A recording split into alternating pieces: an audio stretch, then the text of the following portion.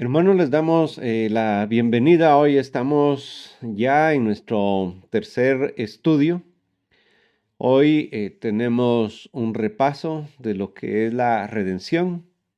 Y para hablar de redención necesitábamos primero hablar de la gracia, porque no puede haber redención si en Dios no hay un proceso de perdón de los pecados de los seres humanos, una forma de borrar las transgresiones y una forma de que nos veamos justificados delante de Él.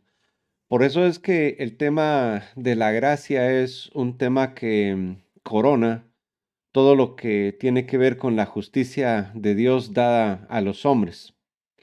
Por eso repetimos que en el tema de la gracia es instituida por el Señor, es un regalo de Él. No es un sistema que los seres humanos hayamos establecido, inventado, y tampoco es verdad que nosotros vamos a arreglarle la plana a Dios con actos personales de justicia para sustituir la obra de la cruz de Jesucristo. Quiero que me acompañe a un par de versículos para que veamos la dimensión que representa la gracia de Dios. En el libro de los Salmos, en el capítulo 8, hay un pensamiento que es bueno que repasemos. De hecho, esto está escrito posteriormente en el libro de Hebreos, pero digo, ¿qué es el hombre? Para que tengas de él memoria, y el Hijo del Hombre para que lo visites. Lo has hecho poco menor que los ángeles y lo coronaste de gloria eterna.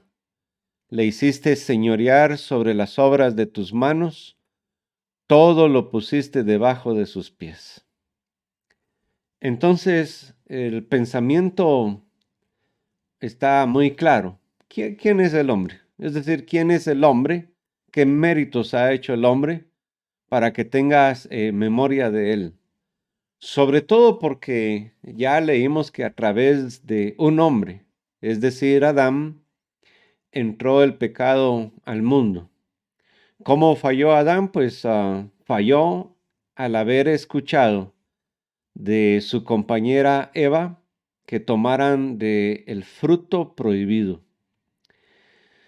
Tenía la capacidad Adán de decirle no a su esposa y de explicarle de nuevo las instrucciones que Dios le había dado. Sí, tenía toda la capacidad y Dios le había entregado toda la autoridad. Por eso, aunque Eva toma el fruto y le da a Adán la comida, Adán tenía todo el conocimiento, toda la autoridad para decirle, perdona, yo no como. Eso es como la tentación. La tentación está a la puerta de nuestras casas todos los días y va a ser insistente. Si dejamos entrar a la tentación, habrá repercusiones en el futuro sobre los actos que nosotros cometamos y decidamos cometer para infringir las leyes de Dios. Sin la gracia de Dios, entonces, el hombre que está muerto en sus delitos y pecados no tendría acceso a Dios, no tendría acceso al cielo, no tendría acceso a nada que Dios le pueda proveer. De hecho, el simple hecho de tener gracia común en nuestras vidas, de que el sol salga para buenos y malos, de que respiremos, de que vivamos, ya habla de la gracia de Dios. Ahora lo que ocurre es que no lo vemos de esa manera. Los seres humanos vemos la mayoría de cosas desde el punto de vista humanista. Y como vemos las cosas desde el punto de vista humanista, está claro que nadie quiere escuchar de Dios. Dice el Salmo 144:3 con el mismo pensamiento. Oh Jehová, ¿qué es el hombre para que en él pienses? O el hijo de hombre para que lo estimes. Vamos a leer el 4. El hombre es semejante a la vanidad. Sus días son como la sombra que pasa. Oh Jehová, inclina tus cielos y desciende. Toca los montes y humeen. Despide relámpagos y disípalos. Envía tus saetas y túrbalos. Envía tu mano desde lo alto. Redímeme. Mire, aquí está la palabra de la cual estamos hablando. Envía tu mano desde lo alto, redímeme y sácame de las muchas aguas, de la mano de los hombres extraños. Tal pensamiento de que Dios no tendría por qué tener memoria de ninguno de nosotros. Y sin embargo, tiene memoria de nosotros. Hebreos 2:6 tiene el mismo concepto. Dice, pero alguien testificó en cierto lugar diciendo, ¿qué es el hombre para que te acuerdes de él o el hijo del hombre para que le visites? Y ahí está el resto del pasaje que ya leímos en los Salmos. Es decir, ¿quién es el hombre? Si el hombre es una creación de Dios y el hombre no tiene la capacidad, porque Dios así lo creó, de poseer una forma para vivir eternamente y para permanecer en esta tierra, para nunca morir, lo que todos los seres humanos tenemos seguro y es seguro es que nacemos y sin importar el tiempo que vivamos, la muerte es lo que tenemos más seguro. Y digo lo que tenemos más seguro después de nacer porque todo lo que hagamos en la vida viene atado a oportunidades, al lugar en donde nacimos, a las decisiones que tomemos, a todo lo que hagamos. Está amarrado. Eh, Alguien podría decir, bueno, estamos amarrados a nuestra suerte, pero en nuestras vidas no existe la suerte. Existe simplemente las consecuencias de nuestros actos, que eso también es seguro. Y por eso no nos podemos quejar si hoy decidimos mal. ¿Qué nos ocurra en el futuro? No podemos quejarnos. De hecho, si sabes de Biblia y si sabes de la palabra de Dios y con hecho pensado decides transgredir la ley de Dios, la iniquidad de tus pecados va a pasar a las siguientes generaciones que vengan en tu familia. Sin embargo, Dios es misericordioso que perdona, es tardo para la ira y perdona nuestros pecados, nuestras iniquidades, nuestras maldades. También tiene esa capacidad. Sin embargo, hay algo que tiene la redención que nosotros debemos siempre meditar en ello. Y es que la redención fue hecha para justificarnos, para llevarnos delante de Dios. La redención es un acto divino. Es un proceso que Dios desarrolla para su propia satisfacción, porque la ira que Dios tiene contra el pecado tiene que ser saciada. La ley debe cumplirse. La paga del pecado es muerte. El que transgrede la ley de Dios tiene que morir. No puede permanecer vivo delante de Dios cuando hay pecado. Y entonces nosotros tenemos y necesitamos un sistema para acercarnos a Dios eternamente, el cual Él mismo provee, Él mismo paga, Él mismo arregla, y todo por amor y satisfacer su propia justicia. Esto es porque Él, como creador de una ley universal en donde aquel que traspasa los límites que Él permite a través de su santidad, que tiene que ver con su santidad, tiene que ver con su moral, con su amor, con su justicia, con su ética. Los seres humanos tenemos una cantidad y dado que no somos Dios, no tenemos un amor pleno, pero pero tenemos la noción del amor, tenemos la noción de perdonar, tenemos la noción de dejar pasar em, una ofensa, tenemos esa noción. Cuando estamos en Cristo Jesús, ese conocimiento es mucho mayor, pero cuando estamos alejados totalmente de Dios, simplemente estamos esclavos a la muerte eterna. Y entonces Dios crea un plan para rescatarnos, para ser justificados delante de Dios, para que Él nos pueda ver de una manera santa, aunque nunca en nuestra vida hayamos cometido hechos que son santos. Entonces la redención tiene que ver con la manera que Dios nos ve desde el cielo y cómo Él concibe nuestra vida a partir de que alguien decide pagar por nuestros delitos y pecados. Y quien decide pagar por nuestros delitos y pecados es Dios mismo a través de su Hijo. De tal manera amó Dios al mundo que dio, entregó, propició. Él fue el que dio a su único Hijo para que todo aquel que en Él crea no se pierda, mas tenga vida eterna. Entonces, en la palabra Él otorgó, Él entregó, Él dio, está encerrado todo el tema de la redención. Y este tema de la redención necesitamos nosotros prestarle mucha atención porque es la base de nuestra salvación. Redimidos de obras muertas, rescatados de obras muertas, traídos a la vida a través de algo que Dios estableció. ¿En dónde se estableció?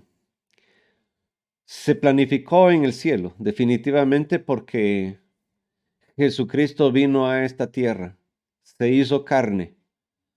El proceso de la encarnación de Dios en María, en su momento virgen, posteriormente María, es un proceso que no terminaremos de entender cómo es que un Dios se hizo carne, pero se hizo carne con un propósito, un objetivo, y el objetivo principal es que en el corazón de Dios, Dios quería establecer una nueva relación con todos los seres humanos.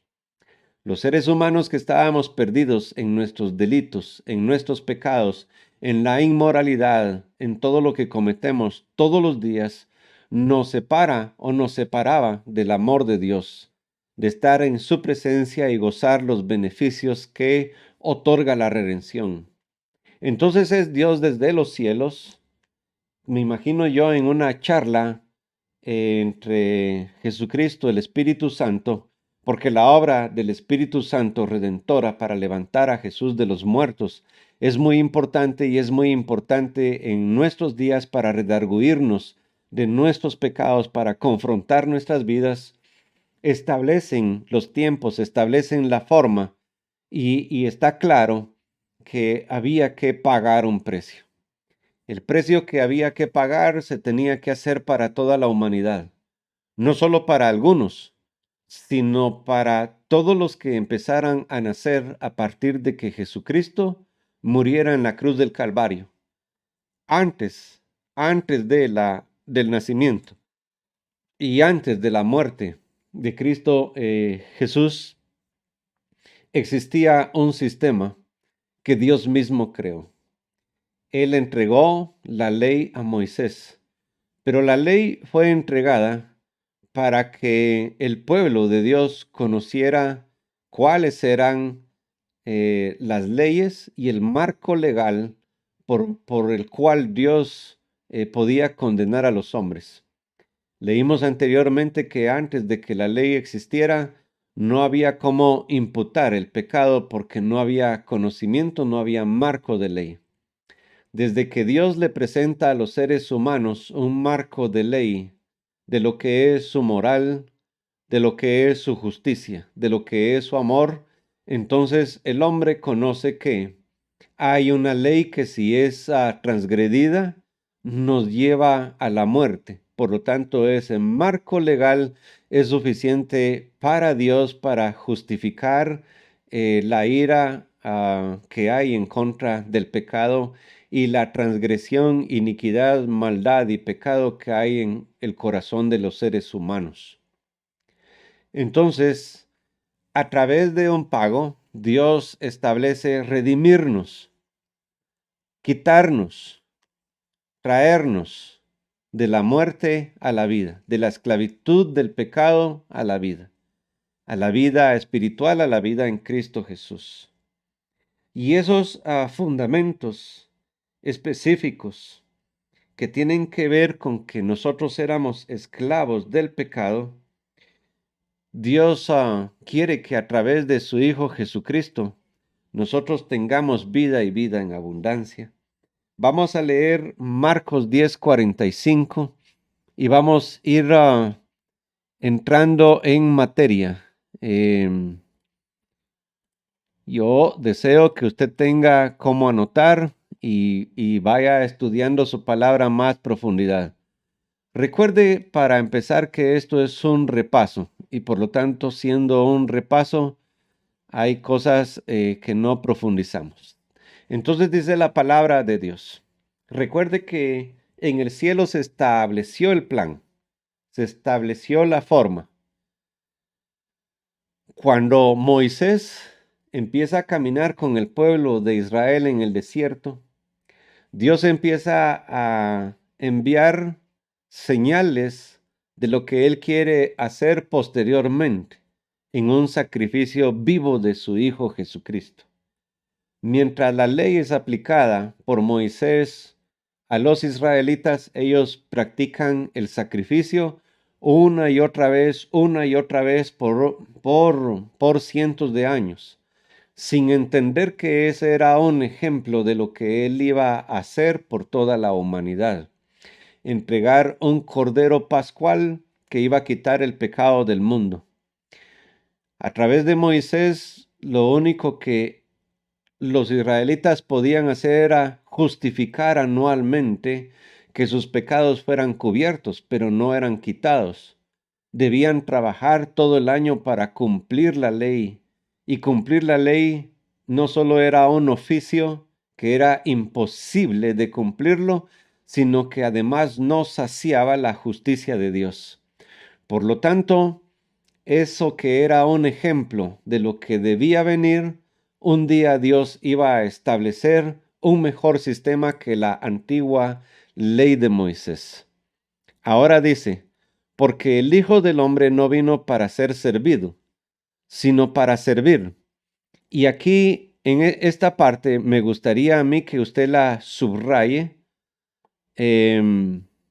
porque aquí está contenida totalmente el proceso de redención. Mire, dice, pues ni aun el Hijo del Hombre vino para que le sirvan, sino para servir a otros y para dar su vida en rescate de muchos. Ahora, ¿de qué nos tenía que rescatar Dios? Nos tiene que rescatar Dios de las cadenas de esclavitud, de los pecados, de iniquidades, de maldad, de impiedad que habitan en nosotros. No era un pago que Dios le estuviera haciendo a Satanás. Era un pago que Dios estaba estableciendo para saciar su propia justicia.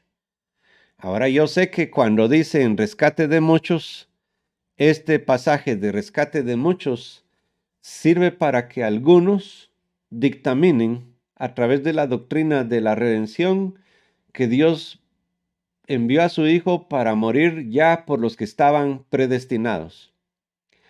Y qué triste es esto, porque entonces ¿de qué sirve la predicación del Evangelio de Cristo a toda criatura? No sirve de nada. Sino que Dios de antemano sabe que no todos van a recibir el mensaje de redención y por lo tanto algunos van a ser condenados. Eso es mucho más sencillo establecerlo que pensar que hay que predicar y es como tirar con escopetazo, ¿verdad? Ahí está el que le tenía que caer, porque ese iba a ser salvo. No estamos de acuerdo con esa doctrina. No creo que Dios quiera que su doctrina sea aplicada de esa manera. Pero continuemos. Si Dios quería liberarnos y dar la paga, el rescate, es porque nosotros estábamos en esclavitud del pecado. Y en esclavitud de nuestra naturaleza de pecado, lo que Dios ve desde arriba en nosotros es pecado. Entonces, para que Dios pueda vernos con ojos de justicia, tiene que venir algo encima de nosotros que tape nuestros pecados, que lo cubra. Y eso es lo que la tapa del propiciatorio del arca del pacto hacía.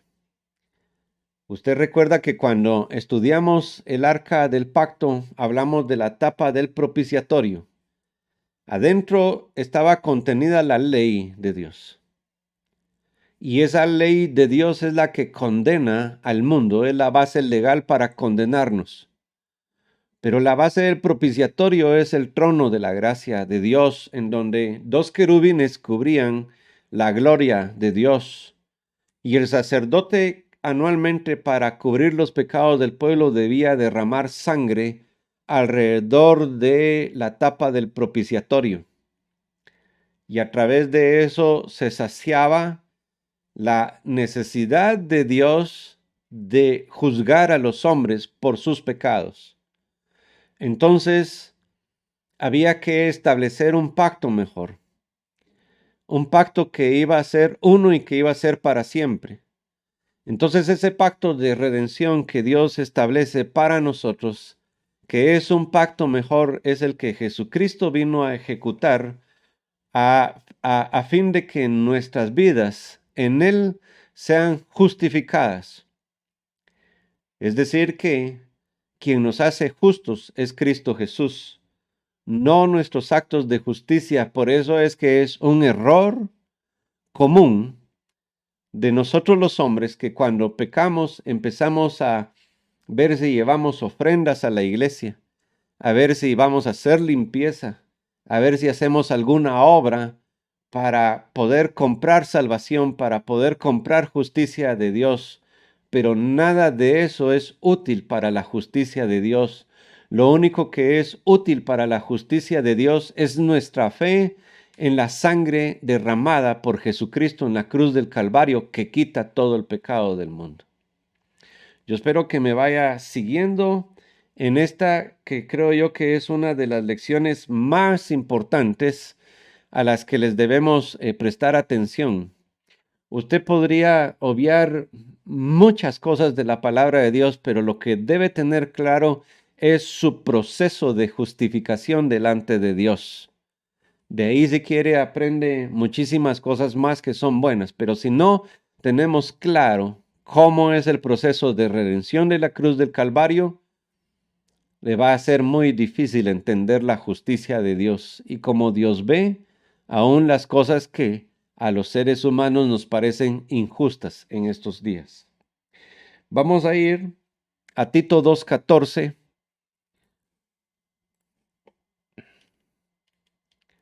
Le voy a pedir que usted lo busque. Y vamos a leer, mientras anhelamos con esperanza ese día maravilloso en que se revela la gloria de nuestro gran Dios y Señor y Salvador Jesucristo.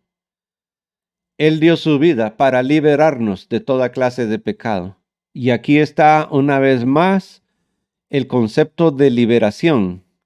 Y liberación es decir que aquí no se vale como que un ladrón haya llegado a rescatar a alguien y se lo llevó y nadie se dio cuenta. No, esta liberación es un pago que se hace porque en la antigüedad las personas esclavas de una familia, de un amo, solo podían ser redimidas por el pago que el amo estableciera para que ese esclavo fuera liberado. La paga del pecado era la muerte, era un precio muy alto. Y no existía ningún acto de justicia humano que pudiera liberarnos. a ningún hombre podía liberarnos ningún acto de justicia. Por lo tanto, era necesario establecer un pago que satisfaciera a Dios, a su justicia y al pago que el pecado traía a los seres humanos. Dice, Él dio su vida para liberarnos de toda clase de pecado, para limpiarnos y para hacernos su propio pueblo, totalmente comprometidos a hacer buenas acciones. Porque esa parte de las buenas acciones, aunque no tienen nada que ver con nuestra salvación, muestran que nosotros hemos sido redimidos. Es decir, que estamos en un plano muy diferente al plano que anteriormente teníamos en nuestras vidas. Por lo tanto, ese pago que Dios dio para liberarnos sirve para establecer el marco de ley o el marco legal que Dios tiene para vernos justos. Y solo puede vernos justos si sobre nuestras vidas está la marca de la justicia de Dios en la cruz del Calvario por una sangre derramada que nos limpia de todo pecado. Pero ¿cómo acceder a esa liberación? ¿Cómo hacernos de esa redención de Dios? Pues dice, todo aquel que confiese sus pecados hallará salvación. Dios mismo establece que el hombre tiene la capacidad de reconocer sus transgresiones delante de Dios. Confrontados a través de la obra del Espíritu Santo, podemos examinar nuestra vana manera de vivir. Y al enfrentar y confrontar nuestra vana manera de vivir, tenemos la total capacidad de distinguir si nuestra vida está caminando en Dios o nuestra vida está caminando totalmente en pecado. Cristo Jesús quiere liberarnos y hacernos justos, hacernos hijos delante de Dios. Pero es nuestra decisión la que va a marcar qué es y cómo Dios nos va a salvar. Entonces dice, vamos a leer aquí, en Tito 1:9, y déjeme anotar aquí algo, Tito 1:9 al 11, dice, pues la ley no fue diseñada para que la gente que hace lo correcto, es para los transgresores y rebeldes, para los desobedientes a Dios y los pecadores, para quienes no consideran nada sagrado y que profanan lo que es santo, para quienes matan a su padre o a su madre o cometen otros homicidios. La ley es para los que cometen inmoralidades sexuales o a los que practican la homosexualidad o traficantes de esclavos, los mentirosos, los que no cumplen sus promesas o los que hacen con cualquier otra cosa que contradiga la sana enseñanza que proviene de la gloriosa buena noticia que me confió nuestro bendito Dios. Entonces, si ustedes se dan cuenta, lo que la ley hace es mostrarnos si somos pecadores. La ley fue diseñada para mostrar nuestro marco de ley de cómo transgredimos las leyes de Dios. La ley no está diseñada para que nos volvamos justos delante de Dios. La justicia de Dios para perdón de pecados es aplicada por Él, administrada por la iglesia probablemente, pero es otorgada por Dios para todos aquellos que le reciben. ¿Y por qué digo que la gracia de Dios, la iglesia es coadministradora de la gracia? Porque es la iglesia la que predica el mensaje de salvación. Es la que predica acerca del pecado y es la que predica acerca de la gracia. Por lo tanto, tenemos la voz, tenemos el testimonio y tenemos la obligación de no contradecir la palabra de Dios en ningún punto de su justicia y en ningún punto de nada. Es Dios el único soberano de su santa palabra y la iglesia es solo una voz que traslada los pensamientos de Dios. Por lo tanto, puesto que la ley de Dios está dada para que veamos el marco en el que Dios se maneja para mostrarnos nuestros pecados, también nos muestra la palabra de Dios y la ley que hay un camino de redención que Dios quiere que tomemos, y es el camino de la cruz del Calvario, con Cristo Jesús resucitado, con su sangre derramada por nuestros pecados. Quiero que vayamos a Primera Timoteo, yo le dije Tito, discúlpeme, esa perdóneme, esa Primera Timoteo. Y ahí en Primera Timoteo 2:6, vamos a leer el 6, nos interesa más que el anterior, pero dice, pues hay un Dios y un solo mediador que puede reconciliar a la humanidad con Dios, y es el hombre, Cristo Jesús. Él dio su vida para comprarles la libertad a todos. Este es el mensaje que Dios le dio al mundo justo en el momento preciso. Quiere decir que la gente que dice, pero ¿y cómo Dios va a juzgar a los que vivieron antes de Noé? Pues Dios sabe qué es y cómo lo hará.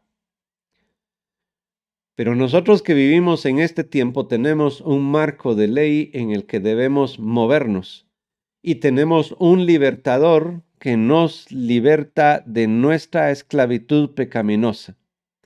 Dios, por lo tanto, no establece otra forma para poder ser redimidos del pecado.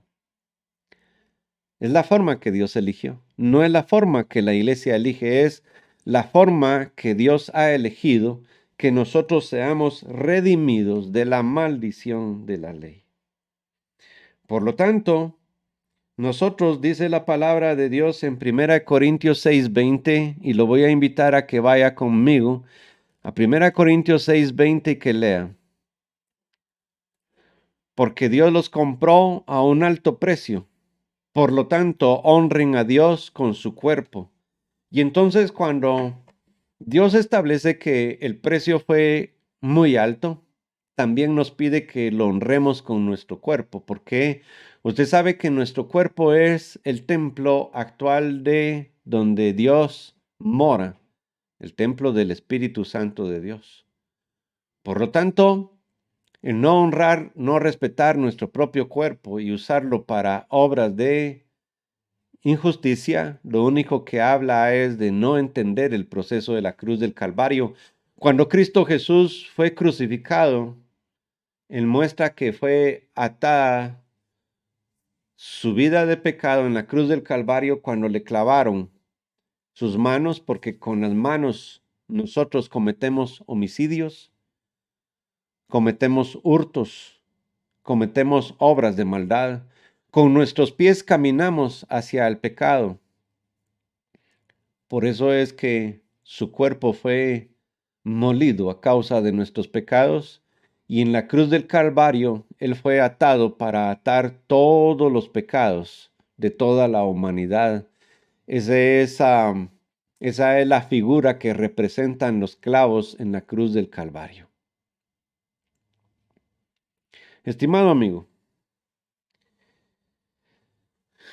el precio que fue pagado por tu vida es un precio muy caro. Usted, como yo, debemos estimar si el precio que Dios pagó para hacer justicia vale la pena tomarlo o vale la pena desperdiciarlo. Dios pagó un alto precio por ustedes, así que no se dejen esclavizar por el mundo. Es usted el que decide cómo quiere vivir. Pero Dios, a través de sus leyes, le presenta un marco en donde Él muestra que somos pecadores y que por lo tanto necesitamos ser redimidos de nuestros pecados por un precio que ya Cristo Jesús pagó en la cruz del Calvario, y que Él está dispuesto a quitarnos los pecados para que Dios nos vea justo. Nos vamos a ir a una segunda parte de la lección acerca de la redención. Dios los bendiga y espero que en el siguiente capítulo ampliemos más el tema de la redención. Bendiciones a todos este día.